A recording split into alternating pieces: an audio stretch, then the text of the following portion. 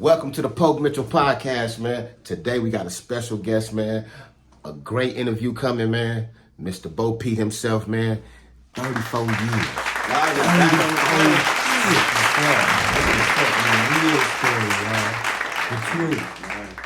Always. Good My boy, my Good dude. brother. See that? You know what I'm saying? brother. Good dude. You feel me? Yeah. You know what I'm saying? We up in here, y'all. We gonna do it, man. Yeah. It's coming, y'all. Stay tuned.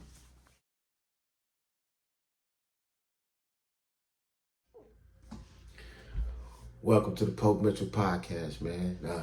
Like I said, man, we got a special guest today. My homeboy, my friend, my brother, my comrade, my soldier. Shout out to BoPete. Man, I was I don't know. I don't. My mind was I didn't understand how I was going. I didn't even know how I was going to do the 25 to life, man. I didn't understand it. I had heard of level 4. Level 4 stuff. I knew what to not do and what to stay away from when I went to the pen. But I was a product of my environment as far as the county jail goes. The county jail taught me a lot, and I was very prepared when I went to the penitentiary. And I ended up being on the yard with BoPete. That county jail, depending on where you at, prepared you for the pen. Hell yeah, it prepared me like a motherfucker. You know what I'm saying? Do. Yeah, but it was a trip because when I came on the yard, it was like, yeah, you gotta. And this was Corcoran. What Corcoran? That was Saturday. Yeah, 180. New Corcoran. Yeah, New Corcoran 180, and they was like, yeah, you got a homeboy BoPete. Now I knew about BoPete. I never met BoPete, but I knew about him. And the good thing is that everybody has something good to say. That he was a real motherfucker. He was a soldier, and I couldn't wait to meet him before after knowing that. And so BoPete, I was I wanted to expound on that, man. When I first came to the yard, and I want to know where was your head at during that time, man, before I came. And then where was your head at before I got there? Before you got there, man, my head was, I was locked in. I had life in prison, 2 life sentences in prison. That was my whole life. I never even thought about it, that me ever getting out of prison. That wasn't even a thought in my head, because the thing I always say is that, people say people give up in there and all that. My thing is, if I slide you my paperwork, you show me where I got action, I'll take it. It wasn't there. So, and I knew that I was aware enough to know that, I messed my life up, and that was the outcome. That was the consequences of my actions. So I knew I was locked in. So I went. My whole thing was, whatever the prison, the politics, environment, whatever came with that, I was with it. I was representing the set, making sure that PBG looked good in there. You know what I mean? So, and that's where I was at with it. I was whatever it took to let people know that dudes coming off that West was real about theirs, and was soldiers about theirs, and that was all the way with the business. Very few that was, man. But I could say I could say that you definitely was all that, man.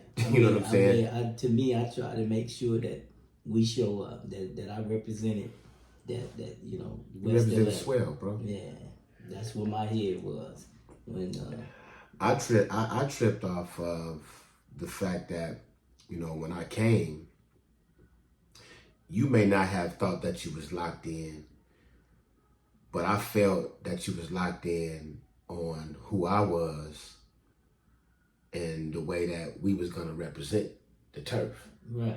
You know, and you know, you made it easy for me to assume my position. Right. You know what I'm saying? And the way that I was raised and the way that I grew up, man. You know what I'm saying? You know, I always say I'm a very emotional person. I love hard. I love my folks. And that's not a bad thing. And you made that transition for me in the pen of knowing who I was going to be in the pen, you know, and so I thank you, bro, for the type of person that you was, and also learning from you, bro. I learned how to write 602s because of you. You know what I'm saying, motherfucker? You feel me? You know, so and but I remember coming to the yard, man, and you know, at the time I had one of the homegirls, bringing me, looking out for me, bringing me shit in, and I was, man, I'm like, man, yeah, so. I'm learning the tricks of the trade, man. You know what I'm saying? But if it was one thing I was gonna make sure is that me and you was gonna be okay. Yeah. And shit, man. And, I remember hitting you with a bundle of weed, and you was like, man, what I'm gonna do with all this? I wasn't nowhere making money, none of that. I didn't care about none of that. You didn't care about none of that. That wasn't my thing. What? But you had a lot of respect, bro, from everybody, homie. Crips and Bloods, everybody, absolutely. homie. You had a lot of respect, and you represented yourself swell, homie. You know, I could also tell that you did time around Big Insane. Yeah. You feel me? Even though you were small in stature. Yeah. You feel me? I never knew how small you were until I met you. Hey, look, no, your name.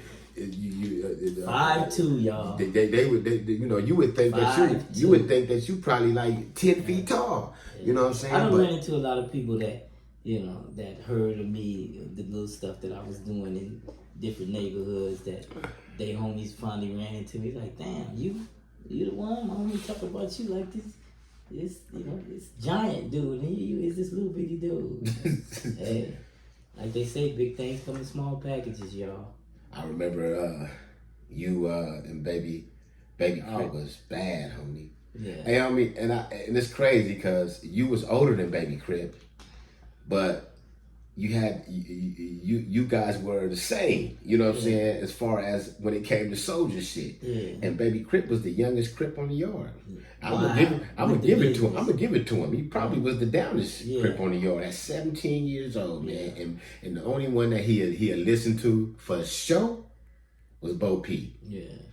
And he loved me, you know what I'm saying? Yeah. Because BoPete used to talk about the set so much in the cell, and talk about talk about me and whatever.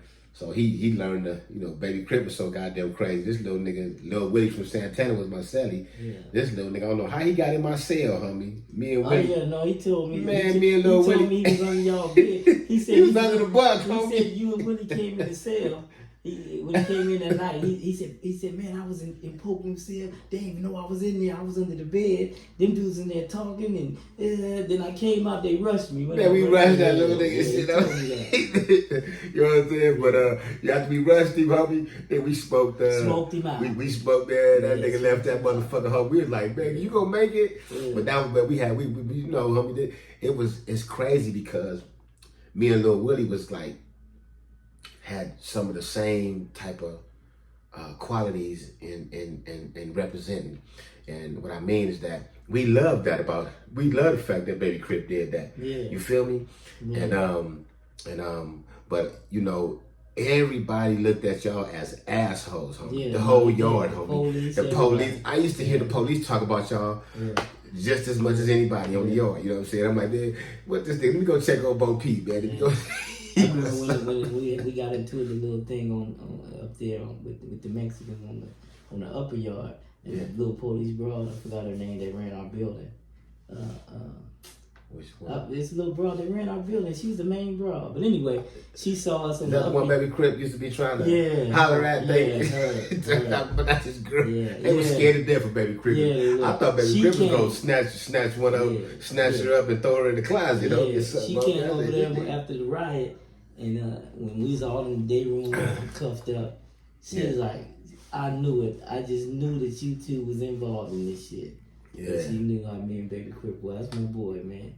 I wonder if he made his way out of it. But one thing I want to say is this, is that when you and I first met up in there, you know, I always, you know, here and there call the set, you hear about, you know, Poke. You hear about Poke. I used to hear the stories about how he was out there doing his thing, representing. And throughout my journey in prison, every time somebody from PBG came, I used to like look at that person and see what kind of people are we breeding in from the set, you know. And I didn't. It wasn't a lot that came that I was like, okay, to feel good about, you know, a real, you know, the homies that I would have hung out with out there.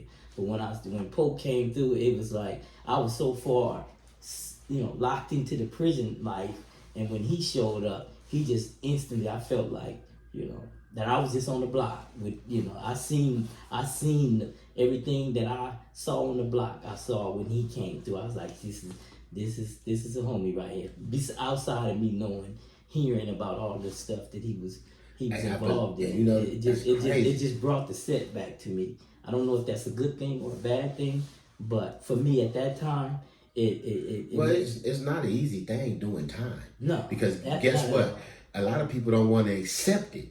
Right. So, you know, it was hard for me. That's why I went all the way on that side. You know, on the, you know, give me a knife. We living the life in here. Right. Anybody talking about stuff out, we ain't trying to hear that. This is where we at. We're gonna make sure we're not gonna let one bad apple spoil a whole bunch. We're gonna live. We're not gonna let the police run our life. Right. Yeah, I went all the way in there. You know, right. I wasn't, the streets didn't exist to me. The crazy thing is that before getting up there with you, one of the things that, like I said, the LA County trained the shit out of me. I had never experienced racism with Mexican gangs. Right. And you know, the county jail, I was able to experience that in the jail. I'm gonna keep it real with you. I tried to build my program in the same way as of my enemy at the time. Mm-hmm. You know, when you say build your program, what I mean by that is that they were stabbing shit. Oh, right. See, blacks always think it's about this. Yeah, and a lot of times they still do. But they were drawing weapons. You know what I'm saying? And Big Kid from Fire Trey, you know, was the ones that installed that in me and in some of them young riders that was in the county at the time on the knife play, and making sure we always had one. You know what I'm saying? And then, you know, when you know what you gonna do, what you gonna be about. I knew I wasn't the type of motherfucker that was gonna win all of them. Right. So, you know, I learned to draw blood, but I got it from them. And, you know, when I went to the penitentiary, you know, before I got to you, I was already trained in that. In that area. You know what I'm saying? So, you know, and, you know, plus me being a security type homeboy in the hood, you know what I'm saying? It was already, I was thinking everybody was, I learned very quickly, man, that everybody wasn't the same. Everybody didn't represent Crip the same way. Right. You know what I'm saying? At the end of the day, you know what I'm saying? You know, Crip is Crip, blood is blood. You know what I'm saying? But people didn't, you know, everybody, you know, you had some people that didn't represent it right until their homeboys came. You know what I'm saying? Right. But, you know, that's one of the things I loved about when I came to Corcoran and I met you, is that you alone, homie, you know, was a top nigga, homie. You feel me? It didn't matter if you had the sack or not, homie. You feel me? That shit only goes so far in the penitentiary. You know what I'm saying? At the end of the day, nigga, you know what I'm saying? Are you a soldier? either you're a soldier or you ain't a soldier, and you was definitely a soldier. So where do you think? So as far as you know, when I came and you know, I looked at you as a soldier, man. I wasn't gonna let myself. I knew I was a soldier too, but I wanted to represent. I wanted to make sure we had our, you know, we was able to, you know, rep this West LA at the same time. You know what I'm saying? You feel me? But where was your head at as far as you know, being in that soldier mode, homie, and having a young soldier like Baby Crip from Dodge City? What's Baby Crip from Dodge City in the cell with you? Right. Well, I guess at the time my head was just on, you know, that was my life. You know what I mean? Just it wasn't on being a soldier. It wasn't on. It was, you know, this is the life. Part of it was that I was angry because I messed my life up. Right. You know what I mean? And if this is the life that, you know, prison has its own life. You know what I mean? And at the time it was only really one way to survive in there, and that was, you know, I wasn't gonna let the police dictate the rest of my life. You know what I mean? And you know, at the time, violence was, you know, was respected. You know what I mean? And that's the only way. You know, I wanted the respect of everybody, of my peers in there, and you know, I wasn't afraid. It wasn't hard to do the things that I was doing because that's where we come. That's the environment that we came from. I just sort of turned it up. You know what I mean? Yeah. It wasn't that I was being a soldier or anything. It was just that, you know, that was a lifestyle, and I felt like, hey, man, if this is how if these people, if the system, I blamed the system at the time when it was you know, in the end, it's just the decisions that I made for myself. Mm-hmm. But at the time, I didn't see it that way, and the way I see it is that, you know, hey, the system took my life. Okay, well, I'm gonna live my life this way. I'm gonna make it. You know, I'm not gonna make it hard on the police, but you're not just gonna dictate every aspect of my life. And then being as a gang member, we had certain rules and structures, and I was gonna live that to the utmost. You know, we had to gain the respect of, you know, our peers, meaning the Mexicans, the white boys. You reminded me. It's homies that. I'll give you an example. Mm-hmm. It's homies that read the George Jackson books, right? Right. Yeah. But it's homies that actually act that way. Right. To me, you was one of the homies that put your whole self and being on the line. Yeah. You know, I was kind of like the same way. And what I mean by that is that it's not just going against, you know, other races, because the penitentiary is most of the time is about, it's a race thing. Yeah, you feel me? Especially when the Crips and the Bloods ain't fighting each other. It's definitely a race thing. Yeah. So, yeah, you was the one, you know, for me, you know what I'm saying, that you didn't give a fuck about the police. You know what I'm saying? Like you would bust on the police. Yeah. I was the same way. I would bust on the police. Everybody wasn't gonna take it to that level. Right. You feel me? Right. I'm talking about them type of people. Yeah. A lot of mine came from, I was mad that, you know, they get to go home every day. You know, and then you still want to tell me what to do. Yeah. All right, then I'm gonna make it. Because they hated you because you see. I was the type that I try to talk to them and try to figure out. You know what I'm saying? You know what's going on? Because you know it's always a dirty cop somewhere, right? So I was trying to be on that. You know, on that level, man. You know what I'm saying? But you kind of brought that back out of me, the mature part. To start thinking more instead of just being a reactionary and being gun-ho about this and gun-ho about that. Yeah. And I got that from you, like, wait a minute, man, come on, let's unwind this a little bit. Start using your head. Start thinking a little bit more. Right. It ain't just about, man, let's get this dude. Let's do this dude. Let's do this dude. Right. And so that's one thing I got from you is that, you know, when you know, like you used to always say, man, come on, man, you respected by all these dudes. Now it's time to, you know, reel that in a little bit. Yeah. You more than what you showing in here. Right. You know right, what I mean? right. And that kind of that pulled my string right there. And I'm like, yeah, you're right. You're right about that. I need to start maturing up a little bit and start in some way. You know what?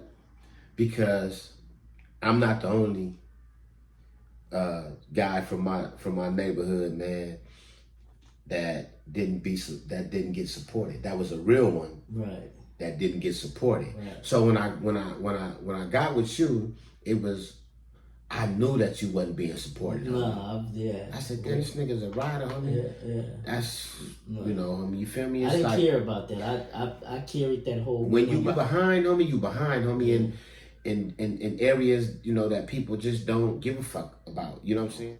I wanted to make sure that I give you all of the love and respect. And I felt that. That you That's had, just as much as that if I hear somebody who would talk highly about you, I wanted to give you more respect. Yeah. Than they had for you. You know what I'm saying? Yeah. So I remember when when we got into it on the yard and with the Damus, man, and it was crazy because the Damu that was calling the shots for the Damus on the yard at the time, me and him was in the county together, and we had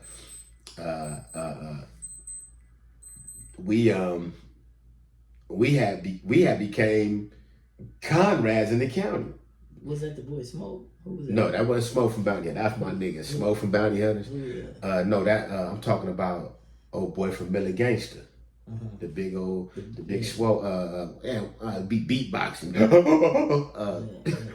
But I learned to like the nigga actually, homie, in the county. And we had to ride with him in the county. Yeah. You know what I'm saying?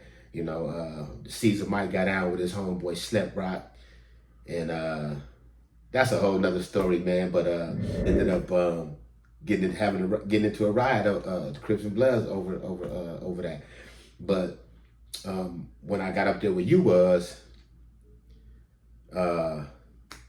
he became close with me because me and Lil Rough House from Harlem was in there beating up everything, stabbing shit. Nigga, we was doing all that. Flux, along with Flux from Six Deuce East Coast. That was the homie, man. I love Flux, and he was trying to tell his homeboys about me one day because when I came up there where you was, I had the homegirl bringing me weed in. So niggas don't even care if you're down or not if you're bringing in drugs. You feel me? I'm serving everybody, homie. You feel me? I'm showing them love because I'm trying to get rid of this shit, right? So too much love. I used to be like, "Oh man, you giving this stuff to people, man." I was like, man, these dudes is not gonna do you that way, It don't. But you don't think that, BoPete, when you having it. I don't care about if they gonna look out for me when I'm the one that's having it. Because if you remember, it was a week leading up to visit that there wasn't no weed on the yard. The Bloods came up on some weed, and no Crips was smoking. No, it wasn't about me. It was the fact that the Crips they wasn't selling, they wasn't fucking with the Crips. Cause BoPete. Keep it gangster, my nigga. When I got there to the new corporate, the Crips were looking bad. Not you and Lil Crip, baby Crip. But I was hearing stories like, damn, they was jumping on him. And I was like, what the hell? And see, me and Lil Willie from Santana kind of came up there together. Lil Willie a rider, but we came up there together, and Lil Willie, Lil Willie was doing we was Sally's, and Lil Willie was doing his thing, I was doing my thing. And beating up Crips. They thought they would, and I'm like, I ain't with it. I already know I get into it with somebody, anybody, I'm busting on them, right? So all the Crips was like, man, the Bloods, they acting funny, man. They ain't trying to sell nothing, you know what I'm saying? Because majority of people in prison, man, people run out on them. After that first year, man, if you black, your people out of there.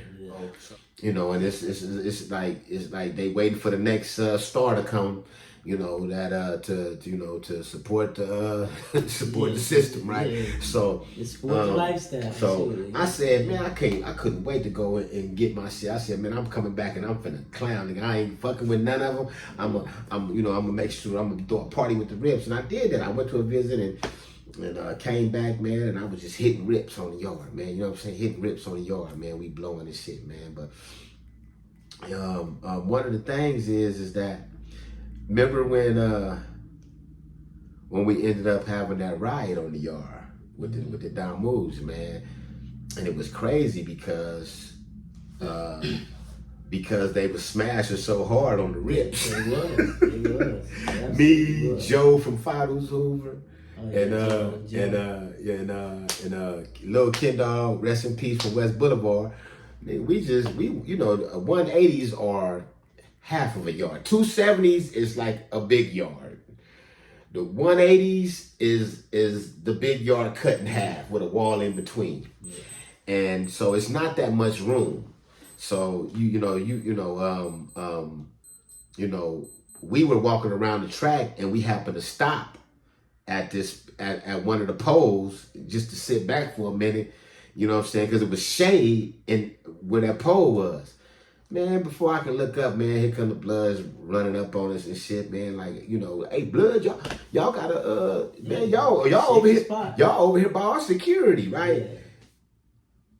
Yeah. What it was really about, it was the fact that Ken Dog from West Boulevard was smashing shit.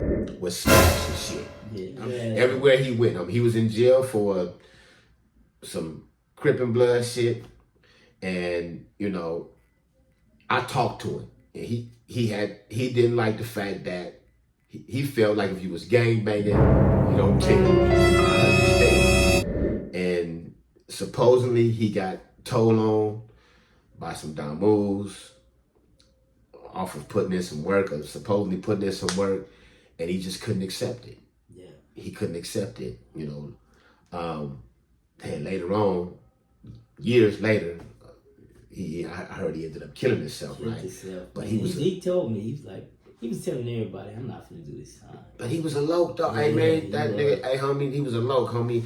And so the Bloods already knew him from other penitentiaries that he kicked shit off with. Right. You know what I'm saying? Because his mentality was like, he wasn't respecting the Bloods. I don't care who you were. Yeah, he was. And so they came over there, man, and they was hey, Blood, y'all gotta get away from our, this, we got our security right here. And we come up off the light pole, and the boy from Pyro, I forgot his name, man. I could see him, but he ran up on Ken. I got in between him and Ken Dog. He was like, "No, OG, this nigga." That's when I knew they had a lot of hate for Ken Dog. It wasn't, you know what I'm saying? You know, because they don't really want to get into it with the weed, man. Yeah. So I remember Specs from 60s coming over and like, "Hey, homie, Poke, Ken Dog." Cause they surrounded us quick, and the Crips is just, you feel me? So we walk over there by Bam from 111 and get at Bam. You know, I up until that point, I used to watch Bam play handball, and I used to watch the way Bam used to do his program. And he looked like Big Insane. He's just, as far as being dark skinned, just being smaller. Yeah. And I just knew how to be a G because I grew up around a lot of G homies. So I just went over there. Remember, we went over there to the Bam, and we had a little powwow. And Bam was like, "Shit, nigga, there's too many Crips on this yard for them to claim any area." You know what I'm saying? And then he was like, "Poke, what you?" Cause he knew I had sense.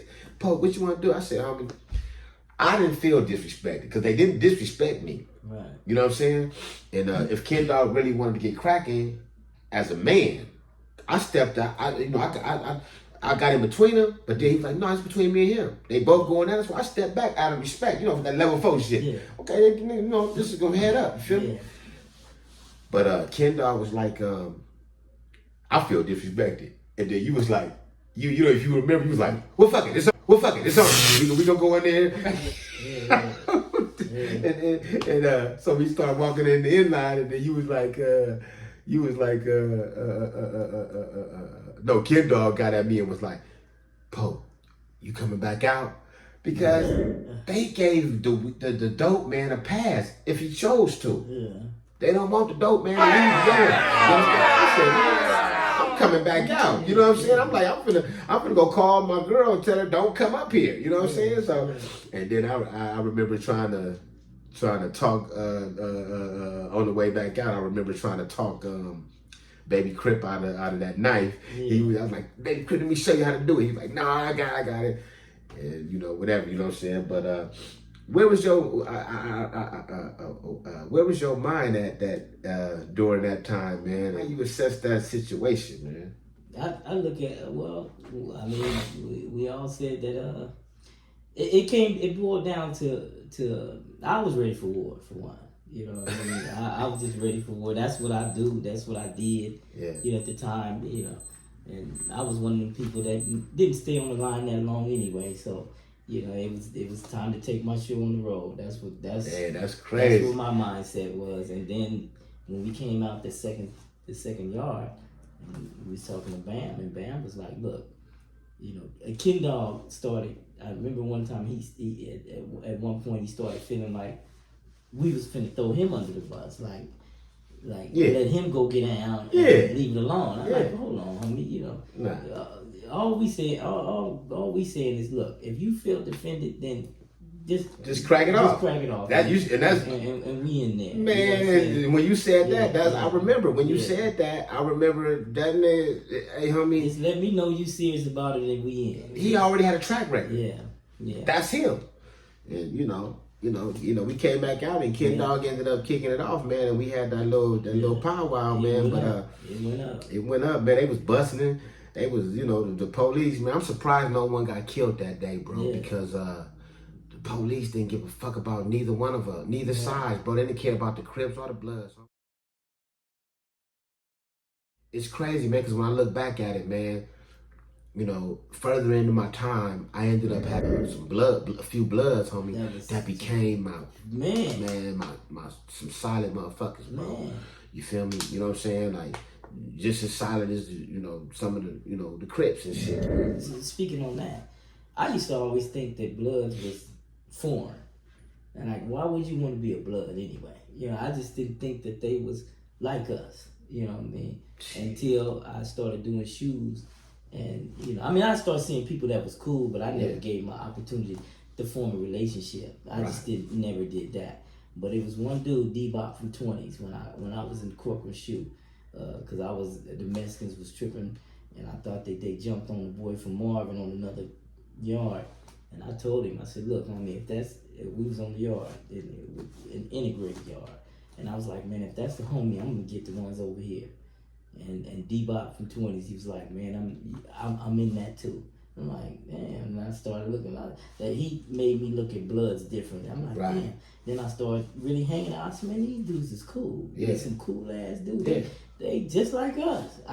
For whatever reason, I never gave them that credit. Like they grew up like us. I'm like, who would want to be a Blood? You know what I mean? That's just was my thinking until D-Bop. After him, and I started seeing this dude, and he with it, and he was like, man, don't trip. Like a homie, like a real homie. He's like, don't trip. You get off. I'm in that. I'm all in. And he was short like me. We was two short ass niggas on the yard, in the shoe yard. But fortunately, it wasn't only for Marvin, and it didn't go down. But ever since then, he became my dog. That became my dog, and I started looking at Bloods differently in that respect. And show and behold, once I opened my eyes to, you know, these are some real dudes. These dudes got the same experiences as us.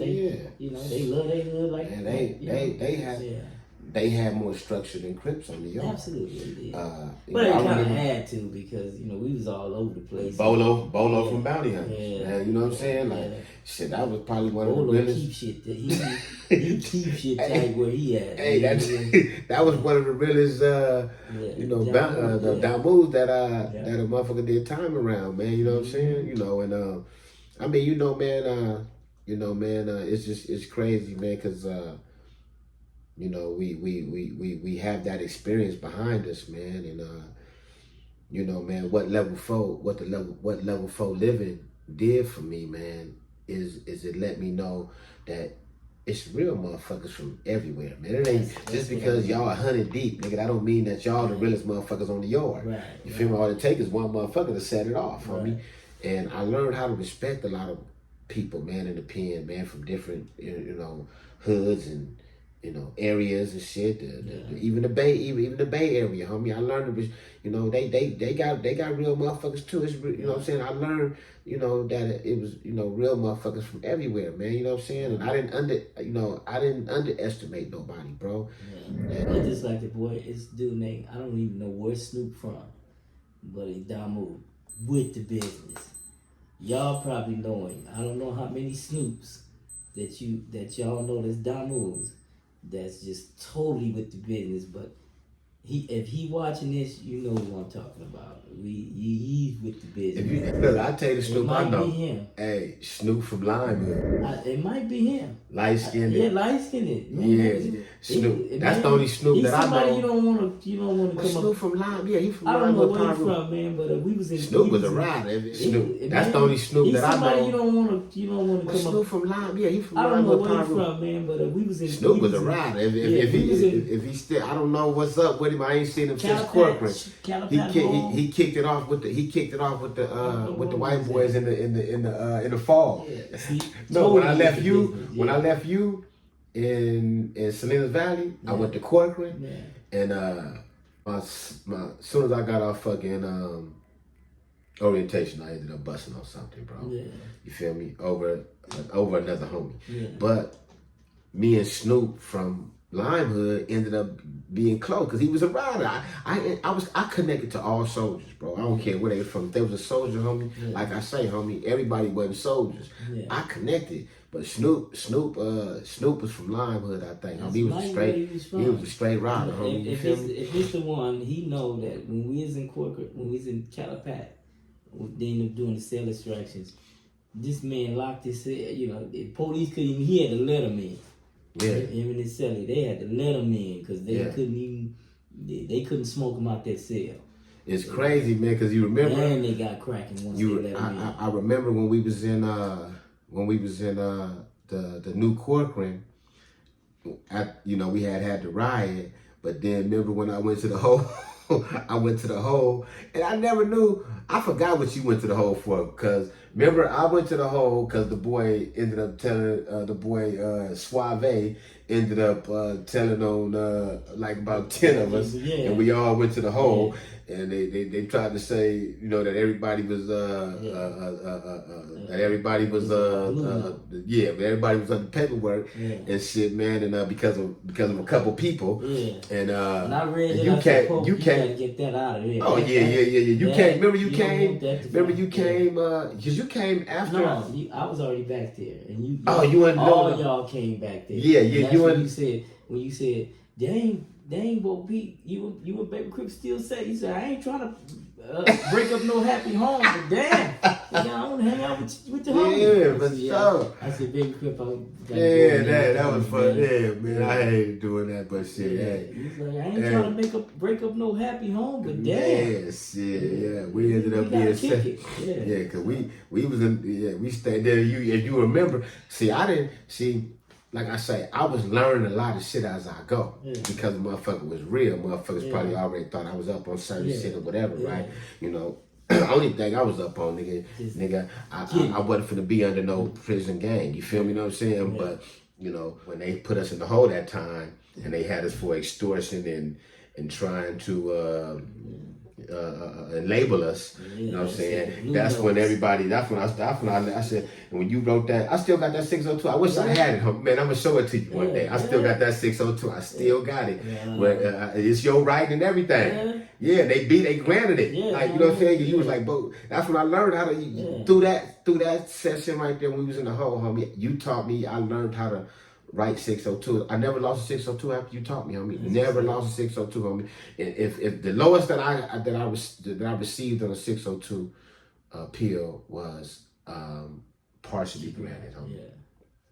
But remember, because Petey Wagon was like, hey man, hey, shoot us a copy. Remember, the people that wasn't under nothing, they was the only ones asking us to copy, you know what I'm saying? But there was some people that was like, man, I know how I'm gonna beat it. Look, man, look at my jacket, man. I'm CCO. You know what I'm saying? Right. Remember? I'm CCO. I was like, damn, I didn't even know. Like, you know, it's homies from, you know, it's gangster homies that's you feel me? Like, you know, I'm like, damn. Then when we go to the yard, homie, you know, at this time, homie, I had love for so many Rips, homie.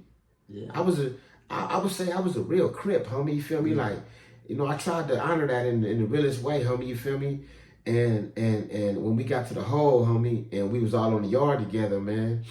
And you know, when we tried to work out, and the certain niggas didn't want to work out because a nigga from Blue Note was calling the cadence, and then if it's a dude from CCO calling it, and then everybody started. Then the niggas that wasn't under them got tired, and I still tried to be a good Crip, good homie, and still work out. And then it was like you, Kendall from Graveyard, Kendall from West Boulevard, Money Rad from Faux Trade. And like, Poke, man, fuck that shit, man. What? You know what I'm saying?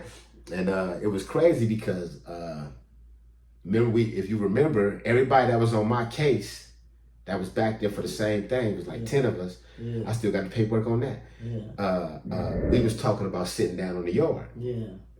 So I remember Big Petey Wack from 6-0, you know, I was like the last Mohican. He knew that everybody loved me and listened to me. He like, man, Poke, man, we gonna still do that? And I'm like, homie, you know what I'm saying? I'm like, man, fuck, you know what I'm saying? Me and you, it was just gonna be me and you? Because niggas was starting to separate themselves and shit, homie.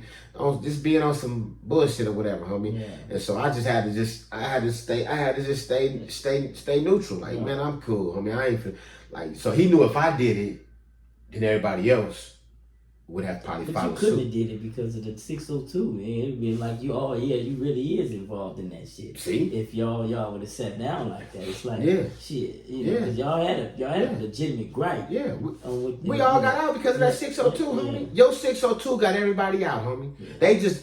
They ain't no different from how the police do a motherfucker on the streets, homie. You grab a motherfucker, throw a motherfucker in jail or something. You got to fight your way out, you know, whatever. You know what I'm saying? You make a mistake, nigga, we got you. And it was like the same type of shit, man. I remember us all getting out and shit, man. I remember Bam from front. Remember Bam from front? Black ass Bam from front. From Front Hood? Yeah, yeah. Not really. You just don't remember. I'll show you. I'll show you some of his stuff. But I had heard about Bam being a real motherfucker. Look, you don't remember when we was in the hole and Bam got down with Shay. What was his name from on the yard from San Diego? Crip. He was either from 30, Shay or Shay or something like that. From 30. Anyway.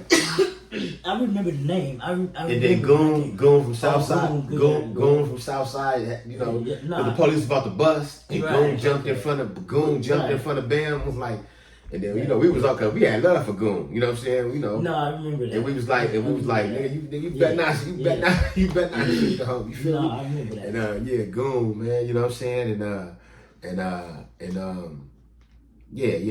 what I'm saying? Yeah. You remember when I'm gonna tell you? You might know who Bam is with this story. I mean, then we gonna kind of like end it. But when we got out the hole, remember me and you was Sellies all the way from out the hole to Salinas Valley. Right. But when we got out the hole, Bam came to the door. This is how you gonna know who he is or remember. And he said he had been wanting to talk to me, but didn't know how. I got that a lot of times because the motherfucker kept it gangster. Right. But he was like, hey, Poke. And you was on the top, but he was like, hey, Poke, Bam at the door. I'm going to see if you remember. And I jumped up like, what's up? You know your homeboy, Jesse James? And I was like, I already knew where it was going because I know all the story. He was like, yeah, I'm the one that got Jesse James. He was taking credit. He was taking credit for for supposedly hooking him up. Yeah. And I was like, and you know, like I said, the mentality that I had, I was like, I don't give a fuck. Remember, I did.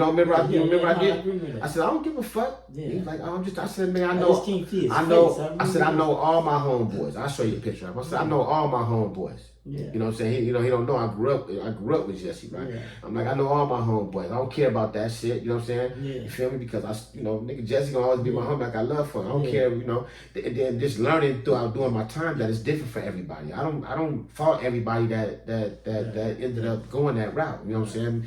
If you know the story, I had a story told to me by, supposedly enemies, and homies. You feel me? So I know. You feel me? You know what I'm saying? So. Yeah, anyway, man, but yeah, man, I guess before we get out of this talk right here, what would you say about being that type of soldier that you was, and learning how to come up out of it? Not necessarily coming up out of it to where you're not a soldier, but learning how to deal with things in the system, man, and as a soldier, and while trying to get out. I get where you're going with that too, and I'm happy for my experiences. You know what I mean? Because it made me the person that I am today. I don't think that I would be the man that I am today without that experience. I hate that I hurt people along the way, but the experience that I had, it made me firm in my decisions. Yeah. It made me strong in my decisions. You know what I mean? It made me, like, understand me, and it made me like, I don't know. I like the person that I am because of my experiences, and a lot of people don't get that. You know what I mean? A lot of people do all this time, but they don't do it the way we did it. You know what I mean? And it's the way we did it solidified who we are as a person. You know what I mean? And I just don't believe that I would be that actual person. Like when I make a decision, I'm firm about that decision. Right. You know what I mean? I'm not. Before I came to jail, I was wobbling. I couldn't say no to the homies. You know what I mean? Right. Whatever you want to do, let's do it. Whatever you want to do, let's do it. Right. And as time went on, and those experiences, those experiences I had, I'm comfortable with who I am. I'm firm with my decisions and with who I am. I'm thankful for my experiences. I trade the hurt along the way, but I wouldn't trade the experiences that I've gained along the way. You know what I mean? Because if I say my no's is no, you know what I mean, and my yeses is yes, and I'm the type of person that I've learned that if I'm gonna make a decision to do that, I don't have no regrets about it, because at least if I say yeah to that, then I'm okay with the outcome. If it didn't work out that way, okay, but I'm okay with that outcome because that's what I wanted. That's the decision that I made to do. I made the decision to do that, so I'm cool with it. But like I said, if it didn't turn out right, then I know, okay, then I'm gonna turn this way instead of turning this way. Right. But I'm not gonna regret that I did that, because I wouldn't know that ain't the way without taking that route. So I don't have no regrets about it. You know what I mean? And that's where I'm at now. Just any decision that I make in my life today, I'm not gonna regret it. I'm gonna weigh it and look at it. You know what I'm saying? And then if I say, okay, I'm good with that, I'll do that, and it don't be what I thought it would be, okay, I'm okay with that. I thought it was the right thing, or it was, that I would get that outcome, but okay, now I know it's this way. Yeah. So it just my journey sort of kind of allowed me not to have any regrets about the decisions that I make from this point on. Yeah. That's good to hear, man. I'm just I'm happy that you out, man, and that you get another chance at life, man, and right. you know, you can, you know, being out here in an older age, more mature, and you know, knowing your experiences and stuff, man. I truly wish you, you know, wish you well. You And walking me through it. So man, I you know, you know, I want you to do, you know, do good, man. I want you to, you know, build relationships with your kids, with your mom, with your family, man. You know, figure out, you know, who you are on the other side. You learn how to do that. You learn how to, you know, how to figure out yourself. Now you have to start all over again. As crazy as it may sound, right? But and I'm okay. You can finding out things that you didn't know about yourself, about your family. It helps get you over that other hump, man. You know what I'm saying? Right. And nobody can tell you who you are and what, you know, what type of person you are. Right. So I just wish you all well, man. And man, I know you're gonna do good, man. I'm proud of you, man. Appreciate you it. made it out here, man. And it was a long, hard journey. God bless you, bro. And it was peace, man. It's you know a what lot I'm saying? to talk about with that journey too, though. We gonna get there. We gonna get there, man. This is just a little sample. Yeah. PokeMitchell out of here, man. Peace.